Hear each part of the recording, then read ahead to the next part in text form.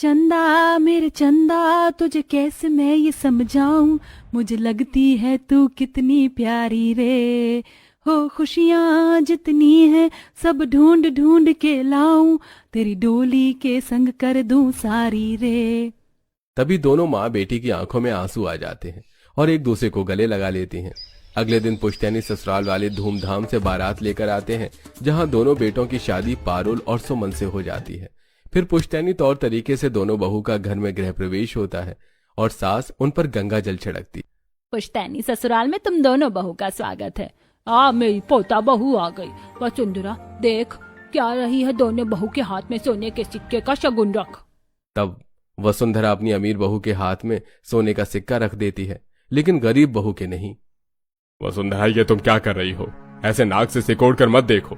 सुमन हमारे घर की बड़ी बहू है और तुमने सबसे पहले छोटी बहू को दे दिया शगुन।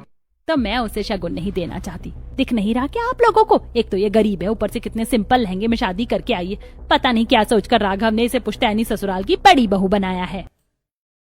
माँ जी इज राइट पापा जी, जेठानी खाने का बिल्कुल मन नहीं है। पर आप गांव की लगती हो, ठीक से इंग्लिश बोलनी भी नहीं आती होगी, लेकिन मुझे देखो आजकल की मॉडर्न इंडिपेंडेंट फैशनेबल बहू।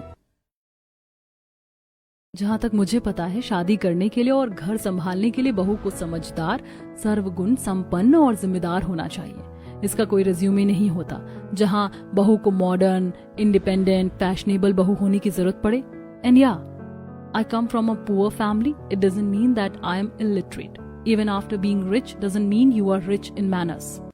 वाह, मेरी बहू तो काफी पढ़ी लिखी है। हाँ पापा जी, क्योंकि छोटे घर से होने के बावजूद भी मम्मी पापा ने खूब पढ़ाया है। अरे चलो, अभी और रस्म भी होना बाकी है, इस पुश्तैनी ससुराल में अंदर चलो। तब बहू गृह प्रवेश करके अंदर आ जाती है, जहां पुश्तैनी ससुराल में काफी प्राचीन पुश्तों की तस्वीर और ऐनक, दूरभाषा, झूमर इत्यादि था। ये देख दोनों बहू हैरान हो जाती हैं। फिर सास अंगूठी ढूंढने की रस्म करती है, जहां दोनों बहू अंगूठी की रस्म में जीत जाती हैं। ये आई वॉन। वैसे इस जीत से मुझे मजा नहीं आया। मजा तो तब आएगा जब मैं इस गरीब जेठानी को सबक सिखाऊंगी। इसने सबके सामने मुझ पर इंग्लिश झाड़ी, छोड़ूंगी नहीं इसको। मेरे बेटे पर कब्जा करके चैन नहीं पड़ा जो तू अंगूठी की रस्म भी जीत गई। हर जगह तेरी ही चलेगी क्या? वो माँ जी, मैंने जानबूझकर नहीं किया। इट्स ओके माँ, ये गेम है और वैसे भी शादी में दोनों लोगों को बराबर होना चाहिए, ना कि किसी एक की ही चलनी चाहिए। आपको क्या लगता है, अंगूठी जीतने से सुमन मुझ पर अपना हुक्म चलाएगी या फिर मैं जीतने पर उस पर हुक्म चलाऊंगा? मारा पोता मारा लाद, सर कितनी ज्ञान वाली बातें करता है तू। जैसा तू वैसी तेरी समझदार बीवी। अच्छा ठीक है, इस रस्म के बाद तुम दोनों बहू की पहली पुश्तैनी रसोई की रस्म होगी, लेकिन शादी की तुम दोनों को थकान होगी, इसलिए ये रस्म कल ना रखकर परसों रखूंगी मैं। लेकिन माँ जी, ये रस्म खाना बनाने की ही तो है, बस ये तो कल भी हो सकती है।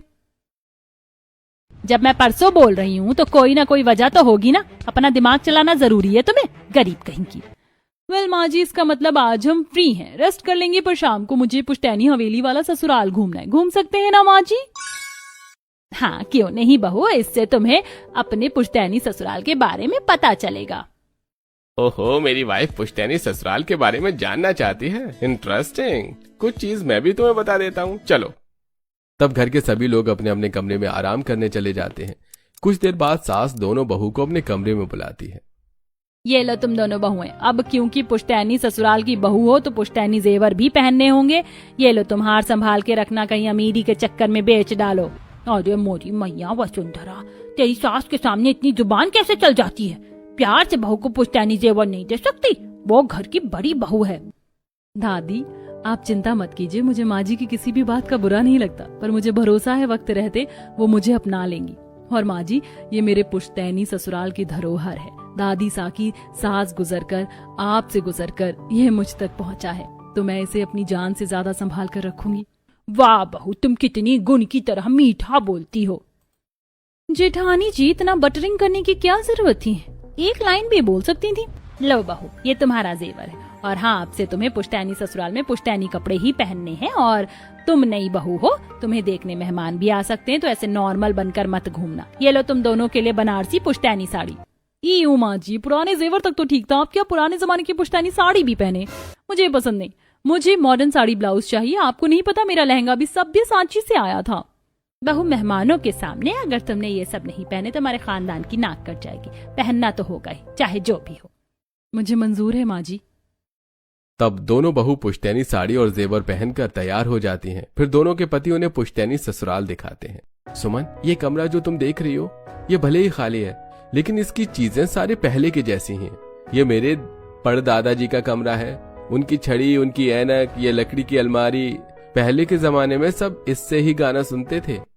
ओह वाह, सच में राघव, मैंने सोचा नहीं था पुराने जमाने में लोग इससे गाना सुनते होंगे, और मैं आश्चर्य हूँ कि ये आज भी मेंटेन है इतना। हाँ भाभी, और पारुल वो देखो, परदादी जी की तस्वीर कितनी अच्छी लग रही है।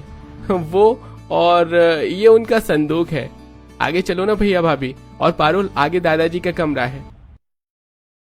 वो सब दादाजी के पुश्तैनी कमरे में जाते हैं, जहाँ पुश्तैनी कपड़े, पुश्तैनी बक्सा, पुश्तैनी तलवार, शेर की खाल और झूमर होता है। ओहो, मुझसे पुश्तैनी साड़ी, मेरा मतलब इतना हेवी जेवर और साड़ी पहनना नहीं जा रहा है। कीर्तन में कैसे हैंडल करूंगी इसे? देखो, नई नई बहू हो तो ये सब तो करना ही पड़ेगा। Oh that's really nice. लगता है दादाजी बड़े शिकारी टाइप इंसान थे। शेर की खाल भी है, और ये बड़ी तलवार कैसी? ये तलवार आजादी से पहले के समय की है, जब राजा महाराजा युद्ध में भाग लेते थे। वाह, अपने पुराने पुश्तैनी ससुराल में मुझे मॉडर्न बहू आ गई। आप सब लोगों की तो किस्मत ही खुल गई। वो तो घर में सबको पता चल जाएगा किस्मत खुली या फूटी। क्योंकि जितनी मॉडर्न है और अमीर घर से आई, उस हिसाब से लगता नहीं है कि कुछ आता भी होगा पहली रसोई में। अरे तुम कहाँ खो गई सुमन, बाहर आओ अब। तब दोनों भाई उन्हें पुश्तैनी गार्डन और पुश्तैनी ससुराल की बाकी जगह भी दिखाते हैं। इसके बाद दोनों बहू आराम करती हैं। घर के नौकर खाना बनाकर देते हैं। अगले दिन गरीब बहू पहली रसोई के लिए जल्दी उठकर पूजा कर लेती है। वहीं छोटी बहू अमीर बहू सो रही होती है, जिसे सास जगाती है। अरे माँ जी, थोड़ी देर और सोने देती, क्यों मुझे जगा दिया? अब जाओ, मुझे सोने दो। अरे बहू, ये ऐसे नहीं मानेगी, तेरे स्टाइल में इसको उठाना पड़ेगा मुझे। बिल्कुल तुझ पर ही गई है। तब दादी सास अपनी छड़ी बहू के बम पर चुभोती है, जिससे वो तुरंत उठ जाती है।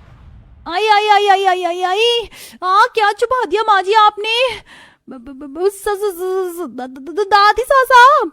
हाँ, मैं चंपा देवी, तेरी दादी सास। चल खड़ी होकर नीचे और पुश्तैनी कपड़ों में। जी दादी सा।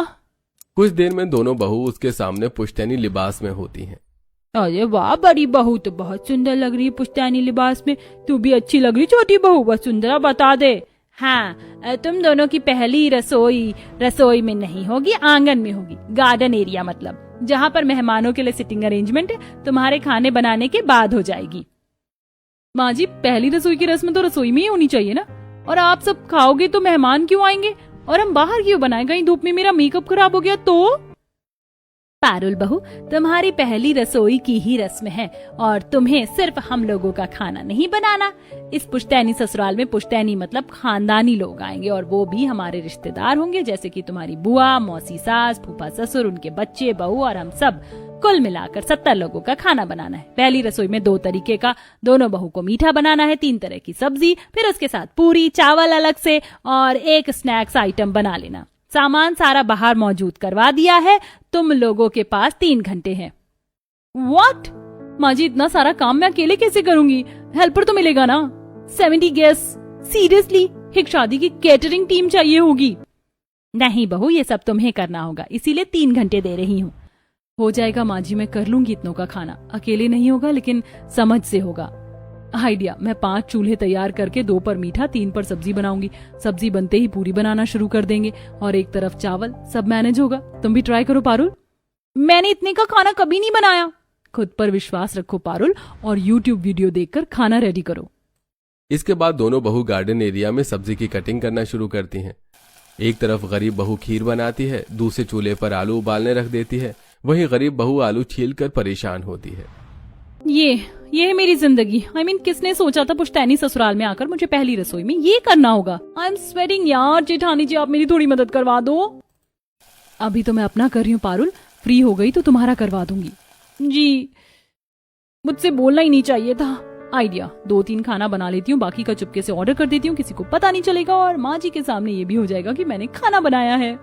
तब पारुल YouTube वीडियो देखकर दाल मखनी और मिक्स वेज बनाती है, और उसके बन जाने के बाद खीर बनाती है। गरीब बहू भी अपना ज्यादातर खाना तैयार कर लेती है।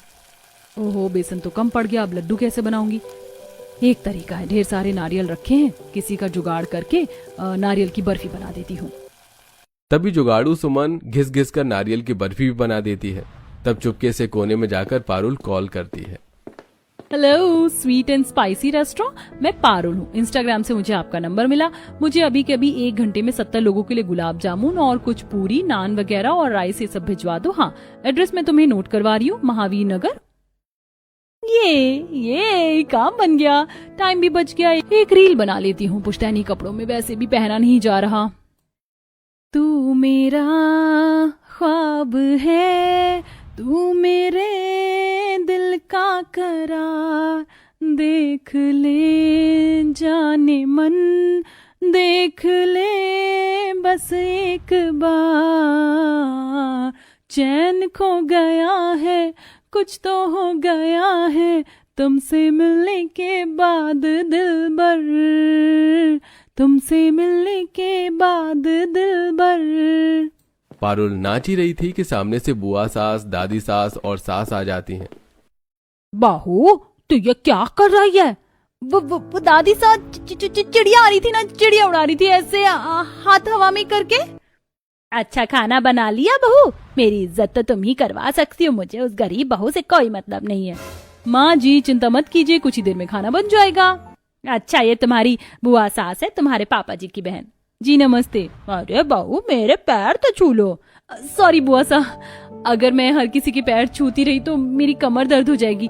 वैसे भी आज बहुत गेस्ट आने हैं, माँ जी ने बताया है। माँ जी, may be you understand me. करवा दिया ना पुश्तैनी ससुराल में इज्जत का सत्यानाश। दूर से सुमन सब कुछ सुन लेती है और बुआ सास के पैर छूती है। कैसी हैं आप बुआ जी? ठीक हूँ, लेकिन मैंने ठीक से पहचाना नहीं, तुम बड़े वाले राघव की बहू हो क्या? जी बुआ सा। तभी तो इतनी आज्ञाकारी और संस्कारी। जरूरी है किसी छोटे घर से आई होगी, क्योंकि बड़े घर से जो आई है उसमें ऐब है, लेकिन इस बच्ची में कोई ऐब नहीं है। जी जी जी जी, आओ बैठो। अरे के गर्मी में मारेगी का कमला, इतना बड़ा हमारे दादा पर दादा का पुश्तैनी ससुराल है, तूने खाने की अरेंजमेंट बाहर करवाई, अंदर करवा ले। जी जी जी जी, रमेश, सुरेश, मुकेश, सारे टेबल कुर्सी अंदर लगा लो और अंदर की डेकोरेशन को जब तक और अच्छा कर दो। पुश्तैनी ससुराल को और अच्छा सजाया जाता है। फिर खानदानी मेहमान आ जाते हैं और पीछे के रास्ते पर पारुल का ऑर्डर किया खाना आ जाता है। फिर दोनों बहू अपनी पहली रसोई का खाना परोसती हैं, जिस खाने को खाकर मेहमान खाना उगल देते हैं। ओहो, ये कैसे रसगुल्ले हैं? इसमें कॉकरोच है। बाप रे, मस्तानी ससुराल में ऐसा खाना बनता है? हाय मम्मी, टोटले टोटले टावल में भी। छे छे, तंदी तंदी सब्जी, त्वचा, आलू है, दूध भी नहीं ला। ये मेरे बेचारे पोता पोती वसुंधरा दीदी, आपकी बहू पहली रसोई में कैसा खाना खिला रही है हम पुश्तैनी ससुराल वालों को।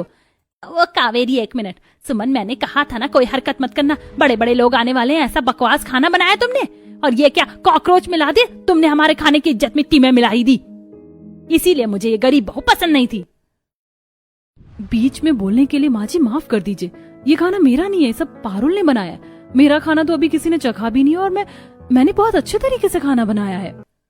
अरे वाह बहू, तुमने बहुत स्वादिष्ट सब्जी बनाई है, और ये तुम्हारी नारियल की बर्फी, ओहो, ये तो बहुत ही अच्छी है। हम सब खाकर देखिए। अरे हाँ, कितनी मुलायम पूरी और रसमलाई भी काफी अच्छी बनी है। हाँ, तेती तेती मम्मी, दादी, लतमलाई। लतमलाई नहीं बेटा, रसमलाई। सभी लोग बड़ी बहू की पहली रसोई का खाना खाकर खुश हो जाते हैं। वो बड़ी बहू, तुम गुणवान संस्कारी तो हो ही, खाना भी बहुत स्वादिष्ट बनाती हो, लेकिन वसुंधरा तुम्हारी छोटी बहू को कुछ नहीं आता, उसे थोड़ा सिखाओ, खाना भी संस्कार भी। आपकी हिम्मत कैसे हुई मेरे बारे में सबके सामने ऐसा बोलने की? नहीं खाना तो मत खाओ, मैं कोई शेफ नहीं हूँ, रसम कर रही थी सिर्फ। तुम अपने बड़ों से इस तरीके से बात नहीं कर सकती। खाना लाने से पहले चख तो लेती, कम से कम तुमने पुश्तैनी ससुराल की इज्जत के बारे में एक बार नहीं सोचा। बस कीजिए माँ जी, 2 दिन हुए हैं मुझे आए हुए, और जब से 1000 बार पुश्तैनी पुश्तैनी सुन चुकी हूँ। बूढ़े होने के बावजूद भी जुबान अभी तक तेज चलती है। पारुल, तुम अपनी हद पार कर रही हो। माँ जी हैं, तुम ऐसे बात नहीं कर सकती। ओ गरीबों की देवी, आपसे बात नहीं कर रही हूँ मैं। अच्छा खाना बनाकर खुद को महान मत समझो। इतना टॉर्चर करोगे तो मैं यही करूंगी। दुनिया भर का सुना दिया मुझे, पर मेरे बारे में ये नहीं सोचा। जिस लड़की ने आज तक अपने मायके में काम नहीं किया, उसने इतने सारे लोगों का खाना बनाया, कैसे बनाया होगा ये नहीं पता। इसीलिए मैंने थोड़ा सा खाना बाहर से ऑर्डर कर लिया था, उसी में ही कॉकरोच निकला है, वरना मैं आप लोगों को ऐसा खाना कभी नहीं खिलाती।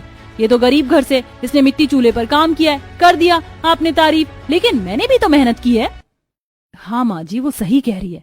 ठीक है, मान लिया बहू, तुमने इतने सारे लोगों का मुश्किल से खाना बनाया, पर बड़ों से बदतमीजी जो की है ये एक्सेप्टेबल नहीं है, माफी मांगो। सॉरी। चलो छोड़ो, कोई बात नहीं। पहली रसोई में हर कोई बहू परेशान होती है। एक बहू का हाथ का खाना नहीं खाया तो दूसरी ने तो पेट भर ही दिया। फिर सब लोग दोनों नई बहू को शगुन देकर चले जाते हैं।